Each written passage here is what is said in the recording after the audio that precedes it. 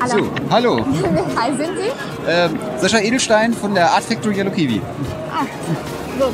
Was können Sie sagen über Ihre Kreativität? Also wir stellen hier Bilder aus, wir sind bildende Künstler aus Hannover, haben aber zu dieser Messe eine kleine technische Komponente in unsere Bilder eingebaut, nämlich Augmented Reality. Wie Sie sehen können, wenn ich das Tablet auf die Bilder richte, Ach so. sehen Sie nicht nur Bilder, sondern auch Animationen. Ja, es ist interessant. Ja, sehen Sie auch zu anderen Bildern. Das haben wir zusammen mit dem befreundeten Programmierer entwickelt. Die App ist ein Prototyp und Und diese anderen Bilder? die anderen Bilder haben wir jetzt so hier das Maker-Fair-Männchen im Auge. Wir haben halt alle Bilder halt eine kleine Animation verfasst bekommen, die wir selbst erstellt haben. Und wir quasi über die App eingefügt, die halt die Bilder erkennt. Sehr interessant. Danke sehr. Wie lange Zeit brauchen Sie das machen? Oh, das ist vollkommen unterschiedlich. Manche gehen relativ schnell. Also die Malereien ist man 1-2 Tage beschäftigt. Machen wir auch schon Weilchen, haben wir unsere eigene Galerie in Hannover und ein Atelier. Und die Animation, je nach Aufwand, ein paar Stündchen. Mal ist eine Stunde für eine kleine Animation, mal ist man den ganzen Abend beschäftigt, wenn man 60 bis 80 Frames halt auch benutzt. Okay. Was hat Sie dazu inspiriert? Also die Bilder malen wir schon seit Jahren. Seit 2012 sind wir schon aktiv in Hannover und die Inspiration kam eben über einen befreundeten Programmierer, der sich mit uns zusammengesetzt hat und gerne mal was mit uns machen wollte, der selbst auch mit VR und AR zu tun hat. Und da haben wir halt überlegt, wie könnte man es kombinieren und sind halt dazu gekommen. Okay, das ist gut. Und verkaufen Sie das? Die verkaufen wir auch, ja. Zum Beispiel, wie viel kostet am teuersten und wie viel kostet am billigsten? Also von dem, was Sie hier sehen, ist ja hier von 80 bis 300 Euro. Okay, danke. Gerne.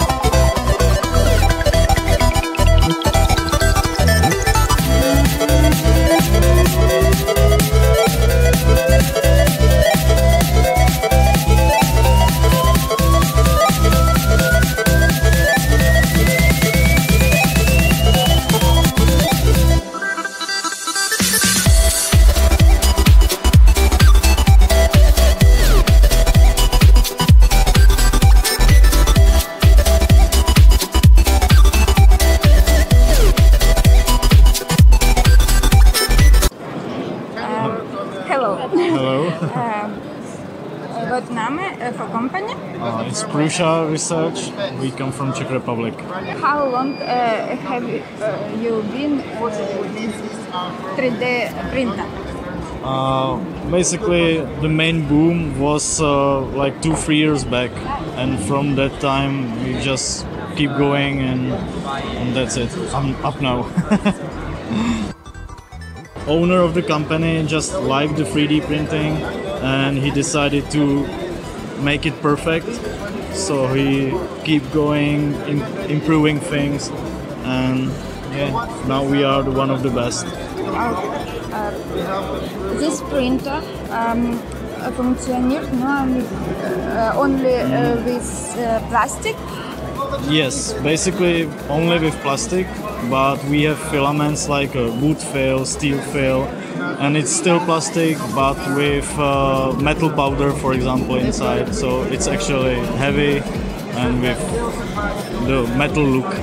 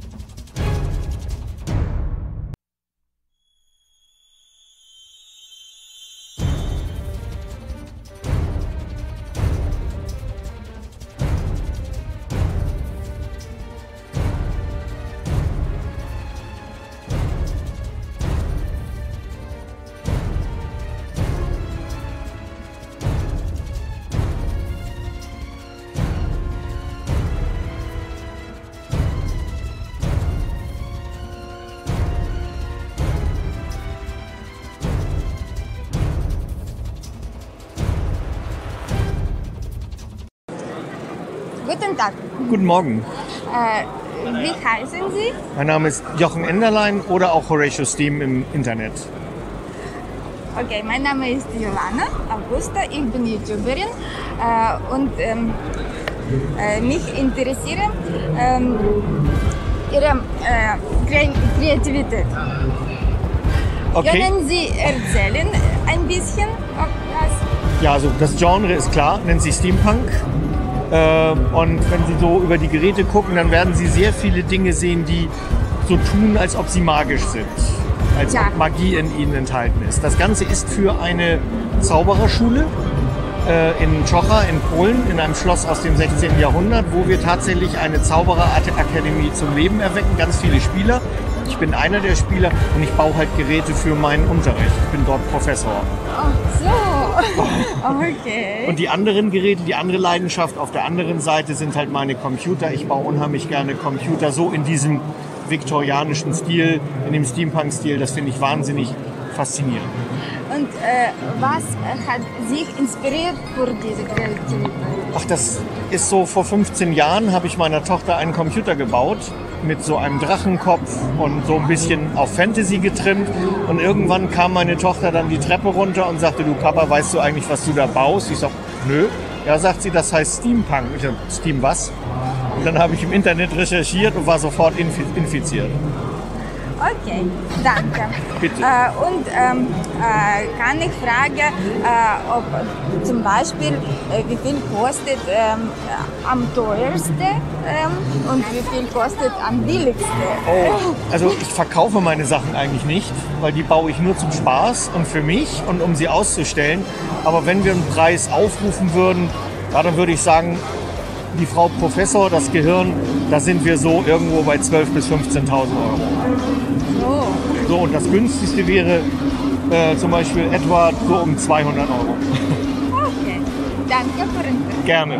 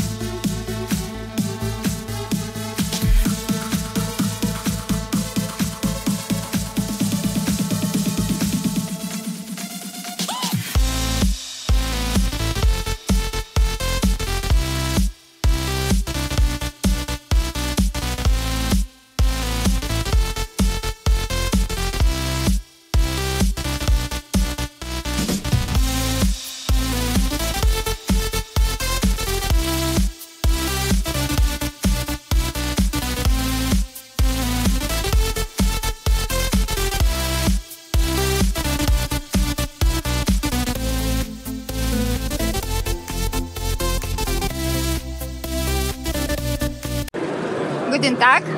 Guten Tag. Moin. Wie heißen Sie? Ich bin Julian. Und ich bin auch Julian. Ich bin Julia. Okay. Erklären Sie bitte mir diese Projekte, über diese Projekte. Ja, also das ist ein Projekt, das ist im Rahmen unseres Studiums entstanden. Das nennt sich Laborprojekt. Und da war es so, dass wir selber mit einem Projekt uns beworben haben und überlegt haben, was wollen wir machen. Und wir wollten gerne was Kreatives machen. Wir studieren beide technische Informatik und wollten dann gucken, dass wir die Fähigkeiten, die wir während des Studiums erworben haben, auch praktisch einmal anwenden jetzt. Und dann haben wir uns überlegt, dass so eine Zeichenmaschine eigentlich ganz cool ist, weil man kreativ auch damit arbeiten kann.